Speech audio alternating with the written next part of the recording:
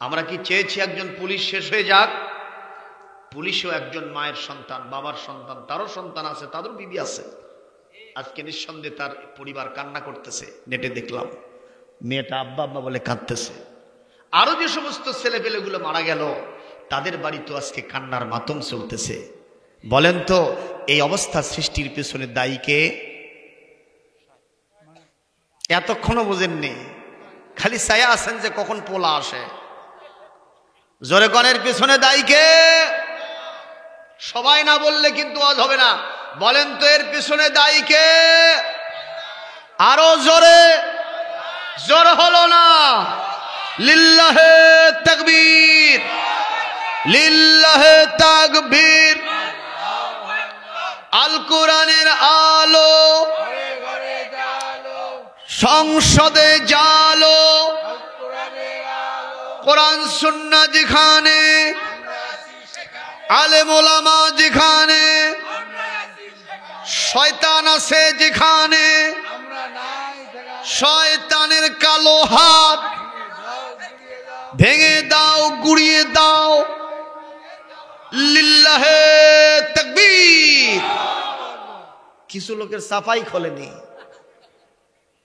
সাফা একদিন খুলবি, আর খুলে লাভ হবে না। কথা কন, এখনো সময় আছে, একটু সাফাগুলো খুলতে হবে। জোরে বলি আল্লাহুম্মা আমিন। কোরআনের প্রশ্নে আমরা চাপা খুলবো কি খুলবো না? কোরআনের পক্ষে স্লোগান দিলে কোনো লস নাই, খালি লাভ আর লাভ। কথা কন না কেন? আপনি যদি কোরআনের পক্ষে স্লোগান দিয়ে জেলখানায় চলে যান, আপনি যদি মামলার আসামি হন, কোরআনের পক্ষে স্লোগান দেওয়ার কারণে যদি আপনি ফাঁসির আসামি হন, আপনার ভিতরে একটাই আনন্দ বিরাজ করবে, চুরি করে আসি নাই, ডাকাতি দিয়ে আসি নাই, মানুষ হত্যা করে আসি নাই, মানুষের জমিরায় আইল ঠেলে আসি নাই, ওই হালের গরু পিটা মেরে আসি নাই, আমরা কখনো পাকা ধানে আগুন দিয়ে আসি নাই, মই দিয়ে আসি নাই, এসেছি কোরআনের পক্ষে স্লোগান দেওয়ার জন্য। সুতরাং আমাদের মনে কোনো টেনশন নাই, চিন্তা নাই, আছে শুধু সুখ আর শান্তি। ঠিক কিনা? কি আছে অজগিব এক সময় দিলি হয়। এটা সার আছে, শুলি আছে। কথা কর না কেন? এটা সার শুলি আছে না? আজগিব নারায় তকবীর দিয়ে বসে আছে না। আপনার জজবা আছে, বুঝতে পারছি। মারহাবা কর। এই ধরনের কিছু লোক আছে জন্য এখনো তকবীরটা বেঁচে আছে। কি কথা করছেন না কেন? ওই আমার ওই এলাকায় একজন আছে, নজরুল ইসলাম 28 হাজারি, ওই পান্ডারপাড়া গ্রামে এইরকম এই টিন দিয়ে মাইক বানিয়ে নিছে, বুঝলেন না? ওয়াজ মাহফিল হলে খালি এরকম মারে দেয়, সেই রকম তকবীর হয়। এরকম লোকের আছে জন্য তকবীরটা কি হয়ে আছে? বাঁচে আছে। জোরে কোন আল্লাহু আকবার। শয়তানের কালো হাত না সাদা হাত? ওই হাত ভেঙে গুঁড়ো করে দিতে হবে। জোরে বলি ইনশাআল্লাহ। তবে র্যাব, পুলিশ, আর্মি, বিজিবি এরা মানুষকে সাউন্ড গ্রেনেড মেরে, মানুষকে টিয়ার সেল মেরে বিদায় করে দিতে পারবে, কিন্তু শয়তানকে বিদায় করতে পারবে না। শয়তানের বিরুদ্ধে একটাই মাত্র বোমা, একটাই মাত্র অস্ত্র, একটাই মাত্র স্কার্ট ক্ষেপণাস্ত্র, বিমান হামলা, যার নাম হলো লিল্লাহে তাকবীর, আলহামদুলিল্লাহি কাসীরা, আল্লাহু আকবার কাবীরা, সুবহানাল্লাহি বুকরাতাও ওয়া আসীলা। বলেন আমিন। প্রিয় উপস্থিতি, মূলত যারা ওখানে দায়িত্বে আছে তারা সুইচটা অন করছে, ওদের মাথার ভিতরে এই সুমতিটা যিনি দান করছেন তিনি কে? এজন্য শুকরিয়া হবে কার? তারপরে যারা দিল ওদেরকে ধন্যবাদ। ঠিক না বে ঠিক কর? না দিলে কিন্তু খবর ছিল বাবা, আমরা কিছু করতাম না, অ্যাকশন হয়ে যেত ওই ওনার পক্ষ থেকে। জোরে বলুন ঠিক না বে ঠিক? অতীতে এরকম হয়ে গেছে। ইমানদারদের পক্ষে কেউ নাই, কিন্তু ইমানদারদের পক্ষে যিনি আছেন তিনি কে? অনেকেই দেখবেন বিশ্বের আজকে ফিলিস্তিনি ভাইয়েরা যেভাবে সেখানে পাখির মতো ছোট্ট ছোট্ট বাল বাচ্চাগুলোকে শেষ করে দিচ্ছে। আহা, এত সুন্দর চেহারা, ফুলের পাপড়ির মতো। প্রত্যেকটা শিশুর মুখে, চোখে, হাত, পায়ে খালি রক্ত আর রক্ত। ঠিক না বে ঠিক? আজকে শিশুরা আহাজারি করতেছে আল্লাহর কাছে। তাই বলে কি মনে করছেন না আল্লাহর কাছে এগুলো রেকর্ড হচ্ছে? কথা বলছেন না কেন? ওদের জন্য আমাদের কিছু করণীয় আছে না? আমরা নিজেরাই মারামারি করে শেষ হয়ে যাচ্ছি, ওদের কথা আর কখন কই? জোরে কর ঠিক না বেঠিক? আল্লাহ কোরআনে কারীম সূরাতুন নিসার ৭৫ নম্বর আয়াতে তাদের ওই উক্তিগুলো তুলে ধরেছেন। আল্লাহ বলছেন, وَمَا لَكُمْ لَا تُقَاتِلُونَ فِي سَبِيلِ اللَّهِ وَالْمُسْتَضْعَفِينَ مِنَ الرِّجَالِ وَالنِّسَاءِ وَالْوِلْدَانِ الَّذِينَ يَقُولُونَ رَبَّنَا أخرجنا من هذه القرية الظالم أهلها واجعل لنا من لدنك وليا واجعل لنا من لدنك نصيرا আল্লাহ রাব্বুল আলামিন বলেন, কি হলো তোমাদের? কেন লড়াই করো না, সংগ্রাম করো না? অথচ সমাজের ভিতরে নারী, শিশু, আবাল, বৃদ্ধ, বনিতা, মাজলুম মানবতা, তারা আজকে আমার কাছে সাহায্য প্রার্থনা করছে আর দোয়া করছে, আমাদের রব আপনি আমাদেরকে এই জালেম জনপদ থেকে বের করে নেন, আর আপনার পক্ষ থেকে আমাদের জন্য একজন সাহায্যকারী পাঠায় দেন, একজন অভিভাবক পাঠায় দেন, যার নেতৃত্বে আমরা এই জুলুমের অবসান ঘটাতে পারবো, আমরা শান্তি এবং নিরাপত্তার ভিতরে যেতে পারবো। এমন একজন অভিভাবক, এমন একজন সাহায্যকারী আপনার পক্ষ থেকে দিয়ে দেন। জোরে কোন আমিন। হযরত ওমরের মতো যদি কেউ পৃথিবীতে আবার আসে, গোটা পৃথিবীর মুসলমানদের এই জুলুমের অবসান ঘটে যাবে। জোরে কোন আল্লাহু আকবার। তিনি হচ্ছেন ইমাম মাহদী আলাইহিস সালাম, তিনি আসতেছেন। আল্লাহু আকবার। ইমাম মেহেদীর সাথে কি আপনারা থাকতে চান? যদি থাকতে চান তাহলে এখন থেকেই ইমানের এই আমলগুলো ভেতরে জারি রাখতে হবে। জোরে বলি ইনশাআল্লাহ। কথা বলছিলাম ইসলামের মর্যাদার বিষয়ে। আল্লাহ রাব্বুল আলামিন বলেন, ইন্নাদ-দীনা ইনদাল্লাহিল ইসলাম। আল্লাহর কাছে পছন্দনীয়, গ্রহণযোগ্য ধর্মের নামটা কি? আরো জোরে হলো না? ইসলাম বাদ দিয়া অন্য কোন ধর্ম আমাদের মেনে নেওয়া যাবে? জোরে বলেন।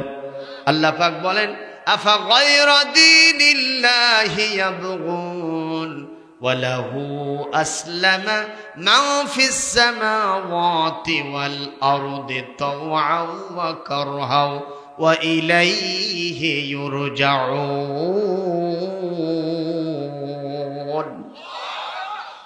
এরপরে সূরা আলে ইমরানের ৮৩ নম্বর আয়াতটা পেশ করলাম। ৮৫ নম্বর আয়াতে আল্লাহ পাক বলেন, ওয়া মান ইয়াবতাগি গায়রাল ইসলামি দীনান ফালান ইউকবালা মিনহু ওয়া হুয়া ফিল আখিরাতি মিনাল খাসিরিন। ইসলাম বাদ দিয়ে অন্য কোন ধর্ম, জীবন ব্যবস্থা যদি কেউ তার জীবনে কামনা করে, মেনে চলে, এটা তার থেকে গ্রহণ করব না, কবুল করব না। আর এই লোকটা কাল কিয়ামতে ওই হামান, সাদ্দাত, ফেরাউন, নমরুদ, আবু জেহেল, আবু লাহাব, উতবা, শাইবা, ওয়ালিদ বিন মুগিরা, আখনাস বিন শুরাইক, এরপরে আসিব নইল, ওরা যেরকম ভাবে জাহান্নামে গিয়ে ক্ষতিগ্রস্ত হবে, ইসলাম বাদ দিয়ে অন্য কিছু কেউ চাইলে সে ওই রকম ক্ষতিগ্রস্ত হয়ে জাহান্নামে যাবে। নাউজুবিল্লাহ। তাহলে আমাদের পছন্দনীয় ধর্মের নাম কি? আরো জোরে হলো না? ইসলাম ছাড়া অন্য কিছু মানি না, মানব না। নারায়ে তাকবীর। দয়াল সাহেব বলতেছে কয়টা কারণে মুসলমান হয়েছি। ১ নম্বর, দাদিকে বললাম খুবই প্রিয় পবিত্র তুলসীর পানি, বলে হ্যাঁ, আচ্ছা ভবিষ্যতে আমিও খাওয়ার জন্য চিন্তা করে দেখব। উনি বলতেছেন যে আমি দেখলাম একদিন রাতের বেলা একটা কুকুর এসে মিস্টার ডিওজি সাহেব পা একটা আলোক করে কাম সারতেছে। কুকুর প্রসব করে কেমনে? হ্যাঁ, শুধু পা আলোক করেই প্রসব করে না, কুকুর কিন্তু নিচে পেশাব করে না, কোথায় করে? দেয়ালে করে, উঁচু জায়গায় করে, ঠিক না বে ঠিক কর? একজন গবেষক কুকুরকে জিজ্ঞেস করছে, কুকুর রে, নিচে কেন তুই পেশাব করিস না? কুকুর কয়, এই জমিনটা হলো আল্লাহর, আমরা হলাম সবচেয়ে নিকৃষ্ট প্রাণী, আর মানুষ হলো উৎকৃষ্ট প্রাণী।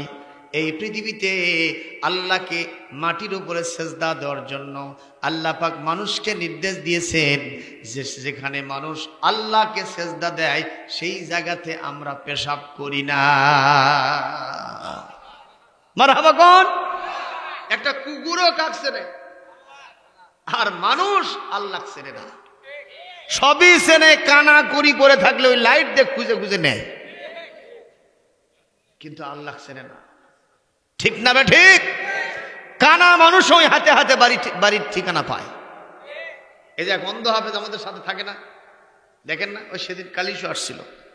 এই অন্ধ হাফেজকে রাতের বেলা যদি আপনি ছেড়ে দেন, এটি ওই খুঁজে খুঁজে ওর বাড়ির সিন্দুর এল কালো ওই চলে দেবে, হেঁটে হেঁটে যাবে। সবই চেনে, খালি এক আল্লাহরে চেনে না। কথা বলেন না কেন? আল্লাহ আছেন না নাই?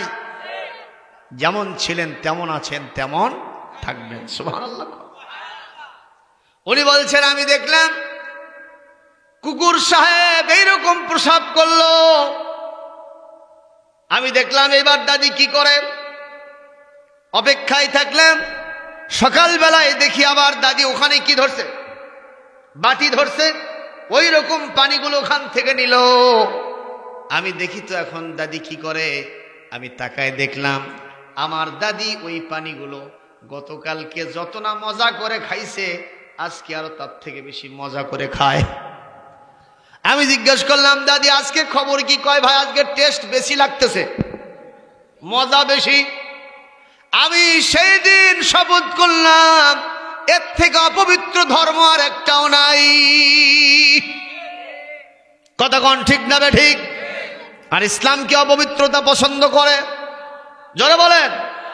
ইয়া আইয়ুহাল মুদ্দাথির কুম ফাআনদির ওয়া থিয়াবাকা ফাতাহহির ওয়ার রুজুজা ফাহজুর ওয়া লা তামনুন তাস্তাকথির ওয়া লিরাব্বিকা ফাসবির ফাইযা নুকিরা ফিন নাকুর ফাযালিকা ইয়াওমাইযিন ইয়াওমুন আসির আলাল কাফিরিনা গায়রু ইয়াসির। ইসলামের মধ্যে পবিত্রতা আছে না নাই?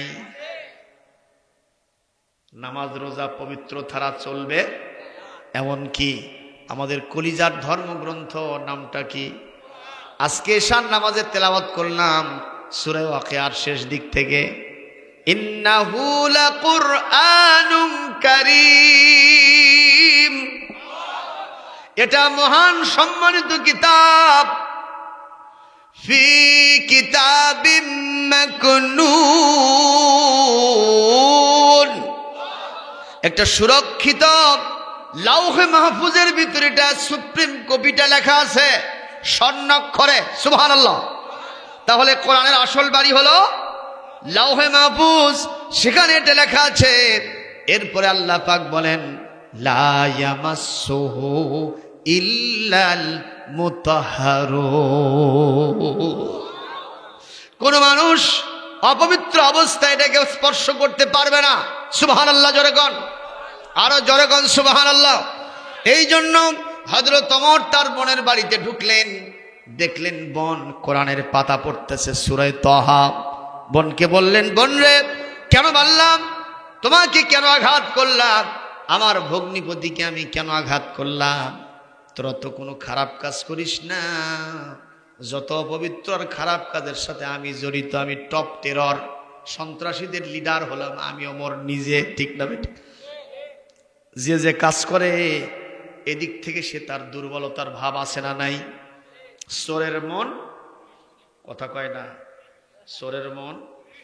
আমাদের ওখানে এক লোক করছে, ভাই জীবনে 10টা মামলার আসামি হয়েছি, পুলিশ দেখে কোনোদিন ডরাই না, পুলিশ পাশে দিয়ে গেলে আমি তাকাই না। এই কথা যখন কয়, ওই চায়ের কাপ কেবলই মুখত দিছে, একজন করছে চাচা পুলিশ, ওই কাপ ফালিয়ে দিয়ে কাঁটা গোছ ভাঙ্গে দূর। জোরে কোন আছে না নাই?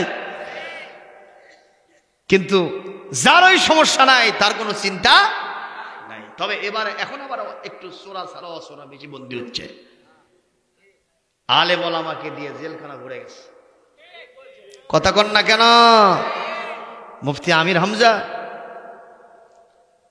তরুণ প্রজন্মের আইডল, অহংকার, কোরআনের শ্রেষ্ঠ মুফাসসির, আল্লাহু আকবার কর। ছোট্ট ছোট্ট দুইটা সন্তান আজকে 1.5 বছর ধরে বাপের জন্য কান্নাকাটি করতেছে। স্ত্রী কান্দে, বাপ মা কান্দে, মুক্তি হয় না। উনি কি মানুষ হত্যা করছেন? কোন সমস্যা আছে তার? একটাই সমস্যা, কোরআনের আসল কথাগুলো বলেছে, যাদের ভিতরে দোষ আছে তারা আবার খেপেছে। জোরেগণ ঠিক কিনা? তবে আমরাও বলবো, খেপবেন কেন? ক্যান্সার হয়েছে, ডাক্তার সাহেব বলছে আপনার ক্যান্সারের সিমটম হয়েছে, চিকিৎসা করেন ভালো হয়ে যাবে, ঠিক না বে ঠিক? ওই ট্রিটমেন্ট না নিয়ে ওই ডাক্তারের উপরে পিক আপ নিছে যে আমার ক্যান্সার হয়েছে, তুই কবু কে রে? ওই রোগীর লক্ষণ চরম খারাপ, ঠিক না বে ঠিক? আজকে দেখতে পাচ্ছি অনেকের ইমানের ভিতরে ক্যান্সারের জার্ম ঢুকে গেছে। আমরা যদি কোরআন শরীফ থেকে তাদের এই সমস্ত বিষয়গুলি রেখাপাত করে দেই, একটু প্রতিবাদ করে দেই, ফাইন্ড আউট করে দেই, আমি যদি এক্সামিন করে বের করে দেই, কেন আপনি রোগী হয়ে ডাক্তারের উপরে আপনি পিক আপ নেবেন? আপনার দেখতে পাচ্ছি আপনার ভবিষ্যৎ খারাপ, জাহান্নামের ভিতরে আপনি ঢুকে গেছেন, কোনো সন্দেহ নাই নাই নাই নাই, ঠিক না ঠিক? তাহলে ইসলামের ভিতরে পবিত্রতা আছে। হযরত ওমর বলতেছে, বোন কেন মারলাম? বুঝতে পারিনি বোন। আতিনিল সাফহাতাল্লাতী তাকরাআহা ক্রাআতিহা, তুমি যেটা পড়তেছিলে সেই পাতাটা আমাকে একটু দাও, আমি একটু পড়ব। বোন বললেন, আমি জানি মক্কার সবচেয়ে বড় সন্ত্রাসী আপনি।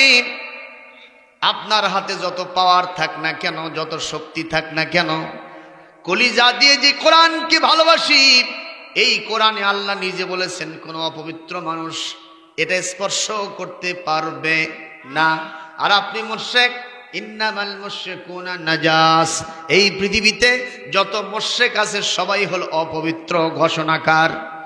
সুতরাং আপনি অপবিত্র অবস্থায় আবার কোরআন ধরতেও পারবেন না, পড়তেও পারবেন না, আপনাকে দেব না। বোনের কথা শুনে শর্ত মেনে নিয়ে হযরত ওমর গোসল করলেন, তাহারাত অর্জন করে আল্লাহর কোরআনটা ফ্রেশ হার্ট নিয়ে ধরলেন। পড়াও সারা, ভেতরটা নরম হওয়াও সারা, কান দিয়ে ঢুকছে, মগজ ধোলাই হয়েছে, কলিজা আকর্ষণ করছে। বোনকে বলছে, বোন রে, ভগ্নিপতি সাইদ, এতক্ষণ ধরে তোমাদের উপরে যে অত্যাচার নির্যাতন করেছি, আমি মাপ চাই, ক্ষমা চাই। আমি আসছিলাম এই তরবারি দিয়ে মুহাম্মাদের দফা করব, আর মুহাম্মাদের বিরুদ্ধে চলবো না। এই কোরআন পড়ে আমার সুমতি ঢুকে গেছে, সুমতির পয়দা হয়ে গেছে। আমি এই মুহূর্তে ওই নবীর কাছে যাব, ইমানের কালেমা পড়ে মুসলমান হব। নবীর বিরুদ্ধে যারা চলবে, আমার তরবারি তাদের বিরুদ্ধে চলবে। লিল্লাহে তাকবীর। মুসলমান, সুতরাং ইসলামের ভিতরে পবিত্রতা আছে না নাই? এইবার উনি বলছেন, আমার 1 নম্বর কারণ ওইটা, আমি দেখলাম এই ধর্মের ভিতরে কোনো পবিত্রতা নাই, সুতরাং আমি সেই ধর্মে আর থাকবো না। আমি আর একটা কাজের জন্য অপেক্ষা করলাম, দেখি কি হয়। একজন মানুষ মারা গেল, মেয়ে ছেলে একজন মারা গেল, গরিব মানুষের মেয়ে, বয়স মাত্র 20 থেকে 25 বছর হবে, একটা তাগড়া যুবতী মহিলা। কথা কোন ঠিক না বে ঠিক? মাথা থেকে পা পর্যন্ত শিরায় উপশিরায় যৌবনের রক্ত টকবক টকবক করে। এই অবস্থায় আমি এই যুবতী মারা যাওয়ার পরে দেখলাম তার লাশটা সৎকার করার জন্য নিয়ে যাওয়া হয়েছে। কোথায়? জোরে কর। ওখানে নিয়ে যাওয়া হয়েছে। নিয়ে যাওয়ার পরে এলাকার লোকজন খুব একটা গুরুত্ব দিল না, সামান্য একটু 2-1 কেজি তেল যা কিনছে নিয়ে যে তার মুখে আগুন দিল, আস্তে করে সামান্য তেল, যেহেতু বেশি নয়, যেহেতু গরিব মানুষের মেয়ে, টাকা পয়সার থেকে কেউ দিতে পারে নাই, দেয় নাই, এই অবস্থায় তার শরীরের কাপড় চোপড়গুলো সান্নত করে পুড়ে শেষ হয়ে গেল। আমি তাকায় দেখলাম যুবতী মেয়েটা ল্যাংটা হয়ে উলঙ্গ হয়ে পড়ে থাকলো।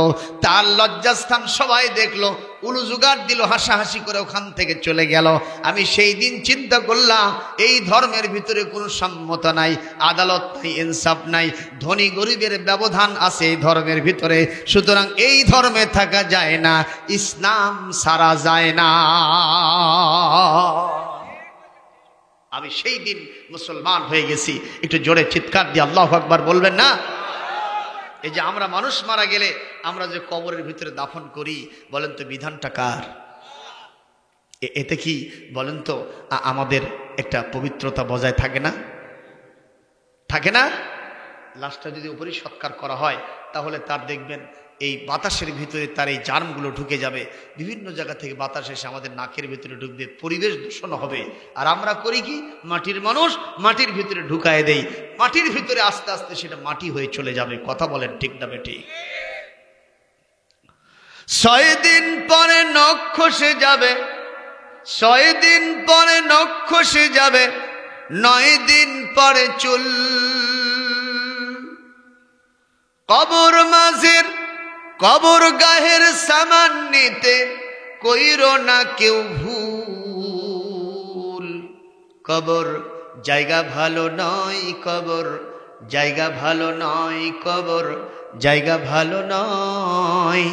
আমল দিয়ে কবর গৃহ সাজিয়ে নিতে হয়। 17 দিনে পেট ফেটে শেষ, পোকার খাদ্য হবে, ঠিক কিনা? 17 দিনে পেট ফেটে শেষ, পোকার খাদ্য হবে। 60 দিন পরে গোশ থাকবে না, কঙ্কাল পড়ে রবে। 17 দিনে পেট ফেটে শেষ, পোকার খাদ্য হবে। 60 দিন পরে গোশ থাকবে না, কঙ্কাল পড়ে রবে। 90 দিন পরে, 90 দিন হাড়গুলি সব, 90 দিন হাড়গুলি সব আলাদা হয়ে রয়। কবর জায়গা ভালো নয়, কবর জায়গা ভালো নয়, কবর জায়গা ভালো নয়। আমল দিয়ে কবর গৃহ সাজিয়ে নিতে হয়। 6 দিন পরে নখ খসে যাবে, 6 দিন পরে নখ খসে যাবে, 9 দিন পরে চুল। কবর গাহের সামান নিতে কইরো না কেউ ভুল। কবর জায়গা ভালো নয়, কবর জায়গা ভালো নয়, কবর জায়গা ভালো নয়। আমল দিয়ে কবর গৃহ সাজিয়ে নিতে হয়। কথা বলতে হবে ঠিক না বেঠিক? কথা বলতে হবে ঠিক না বেঠিক? মানুষ মারা গেলে আমরা যদি কারুর আশ সৎকার না করি, যদি কবরের ভিতরে না ঢুকাই, কিয়ামতে আমরা সবাই আসামি হয়ে যাব কার কাছে? কারণ আল্লাহর নির্দেশ। সূরাতুল আবাসা, সূরা আবাসা, এটা 30 নম্বর পারার 3 নম্বর সূরা। এখানে আল্লাহ রাব্বুল আলামিন 21 নম্বর আয়াতের ভিতরে বলছেন, সুম্মা আমাতাহু ফাআকবারাহু। আমি আমার বান্দাকে মৃত্যু দেই, মৃত্যু দেওয়ার পরে ওর আশেপাশে আত্মীয় স্বজন, পাড়া প্রতিবেশী যারা আছেন, তারা অবশ্যই তাকে কবরের মধ্যে দাফন করে দিবে। এটি আমি আল্লাহর বিধান, এটা ফরজে কিফায়া নয়, এটা ফরজে আইন। অবশ্যই কবরে দাফন করতে হবে। জোরে বলে আমিন। আর যদি কোনো মৃত মানুষের জানাজায় যান, 1 কিরাত সওয়াব পেয়ে যাবেন। আর যদি জানাজার শেষে কবর পর্যন্ত যান, লাশটা কবরে ঢোকানোর পরে দোয়া করে মাটি দিয়া, তারপরে দোয়া করে যদি ফিরে আসতে পারেন, 2 কিরাত সওয়াব হবে। সাহাবীগণ জিজ্ঞেস করেন, হুজুর 1 কিরাত সমান কত সওয়াব? হুজুর বললেন, মিসলু উহুদিন, একটা উহুদ পাহাড়ের যত ওজন, 1 কিরাত সমান তত সওয়াবের ওজন। এজন্য কোন মানুষের এলান যদি শুনে মুখ মারা গেছে, আমরা জানাজায় যাব কিনা? কথা কয় না।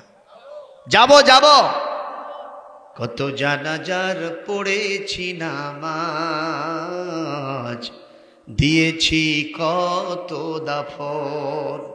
কত জানাজার পড়েছি নামাজ, দিয়েছি কত দাফন। কোথায় জানি আছে আমারও তৈরি সাদা কাফন, জানাজার পড়েছি নামাজ, দিয়েছি কত দাফন। আমার তরি বাধায় আছে কোন শেখেয়া ঘাটে, কোন মসজিদে এলান হবে সোয়াবে শেষ খাটে। আমার তরি বাধায় আছে কোন শেখেয়া ঘাটে, কোন মসজিদে এলান হবে সোয়াবে শেষ খাটে। কোথায় জানি করবে দাফন, কোথায় জানি করবে দাফন আমাকে স্বজন, জানাজার পড়েছি নামাজ, দিয়েছি কত দাফন। বলেন, কত জানাজার পড়েছি নামাজ, দিয়েছি কত দাফন। জোরে কোন আমিন। এই জন্য মুসলমান, মৌতের কথা স্মরণ আছে না নাই? আজকে রাত্রে বাজবে এরকম একজন হাত তোলেন তো, হুজুর আজকে আজরাইলকে ঘুষ দিয়ে হলো আসি। কেউ কি আছেন? মারা যাব, কখন যাব কেউ জানি না। লা ইস্তাতিউনা তাওসিয়াতাও ওয়ালা ইলা আহলিহিম ইয়ারজিউন। সূরা ইয়াসিন পড়েন, ভেতরে কি আছে জানেন না? আল্লাহ পাক বলেন, এমন অবস্থায় তোমার মওত হয়ে যাবে যখন তুমি পুত্র পরিবার স্ত্রীকে একটু ওসিয়ত নসিহত করবা, সেই সুযোগটাও থাকবে না। পড়বার মরবা, ঠিক কিনা? এমন কি তুমি হয়তো ওই যে দোকান থেকে কোনো মালামাল কিনছো, টাকাটা দোকানদারকে দিছো, তুমি ক্রেতা বিক্রেতাকে টাকা দিয়েছো, টাকার একটা প্রান্ত ধরেছে কে? দোকানদার। আর একটা প্রান্ত তুমি ধরছো, এটা তোমার হাত থেকে এখনো তোমার কাস্টমার কি বলে দোকানদারের কাছে যায় নাই। এই অবস্থায়ও তোমার কিয়ামত আসতে পারে, এই অবস্থায়ও তোমার মৃত্যু হয়ে যেতে পারে। একটু জোরে আওয়াজ দেন, চিরস্থায়ী যিনি তিনি কে? কুল্লু মান আলাইহা ফান ওয়া ইয়াবকা ওয়াজহু রাব্বিকা যুল জালালি ওয়াল ইকরাম ফাবিআইয়ি আলাই রাব্বিকুমা তুকাযযিবান। এগুলো পরিচিত আয়াত না? কথা কয় না বাবা। তো একটু আল্লাহু আকবার জ্বলে দেন না। চিরস্থায়ী কে? সুতরাং সে আল্লাহর সাথে পাল্লা দেওয়া যাবে না, তাহলে কাল্লা থাকবে না। একটু জোরে বলেন, আমার রবের নাম কি? তার সাথে দিও না পাল্লা, থাকবে না কারো কাল্লা। জোরে কোন সুবহানাল্লাহ। আমার রবের নাম কি? তার সাথে দিও না, থাকবে না কারো। কে কে পাল্লা দেবেন হাত তোলে। কেউ কেউ এরকম না তোলে চায় না বুঝে। জোরে কোন ঠিক না বেঠি? আল্লাহর ক্ষমতার কাছে কারো ক্ষমতা কুলাবে না। নাকি এই দেশ নিয়ে একটু চিন্তা আছে আল্লাহ? সবগুলো আল্লাহ দেখে, খালি এটা না চিন্তা আছে না। এইটাও একদিন হাতছাড়া হয়ে যাবে, যিনি যেখানে যে পজিশনে আছেন। জোরে কোন ঠিক না বেঠি? অতীতে যারা ছিল এখন সব শেষ, বর্তমানে যারা আছে তারাও চলে যাবে। আমি আব্দুল সালাম এই মঞ্চে আপনাদের এই গ্রামে বহুত দিন ধরে ওয়াজ করি। ছোট মানুষ এখন বয়স্ক হয়ে যাচ্ছে, ঠিক না বেঠিক? এই তো সেদিন জন্মগ্রহণ করলাম, এই তো সেদিন রুপিহাট নানির বাড়িতে থাকলাম, বকরি চড়ালাম, ফুত্তি বান্টি খেললাম, গাইদন ধলি চকর সালি। কথা কয় না, কথা কয় না। পান্টি বেরে না গোট, কথা কয় না পারে। গুডু গুডু গুডু গুডু গুডু গুডু। এই সেই দিন খেলাধুলো হলো, কদম খেললাম, কত কি করলাম। আজকে 50 বছর বয়স চলতেছে। কোন দিন যে শুনবেন আব্দুল সালাম দুনিয়া আর নাই, কিছুই চাই না, একটু দোয়া করা যাবে না? করবেন নাকি মনে মনে শালা গেছে ওটাই ভালো রে, ওই খালি আসে ধরর ধরর করে, এটি কি এরকম চিন্তা করবে?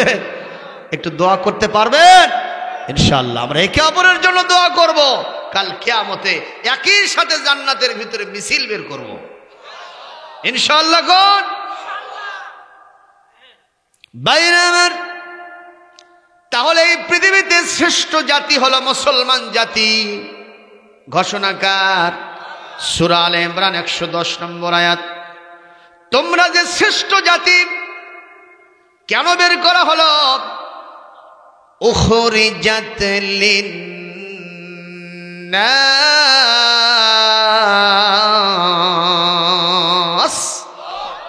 মানুষের কল্যাণ করবা, কোন মানুষের যেন ক্ষতি না হয়, এই জন্য তোমাকে বের করা হয়েছে। মারহাবা জোরে দেন। কিন্তু আমাদের একটা নেচার হলো, স্বভাব হলো, আমরা সব সময় শুধু মানুষের পিছনে লেগে থাকি। কেমনে মানুষেরও কল্যাণ হয়, কেমনে মানুষের ক্ষতি হয়। সব মানুষ না, কিছু মানুষ তো এরকম অবশ্যই আছে। অন্যের একটা দোষ যদি তার কাছে থাকে, 5টা মিনিটের ভিতরে গোটা গ্রাম ছায়ের হয়ে যায়। অবশ্য এরকম লোক চাকলমা গ্রামে নাই। আমার এলাকায় একটা লোক আছে, খালি কোন রকম ভাবে, শুধু ওই একটা লোক কেন, প্রত্যেক গ্রামে এরকম 4-5 জন 10 জন লোক থেকেই থাকে। এ মানুষের উন্নতি কখনো দেখতে পায় না, শুনতে পায় না, ঠিক না ঠিক? এই লোকের সাথে ওয়ালিদ বিন মুগিরা, আবু জেহেল, আবু লাহাবের সম্পর্ক আছে না নাই?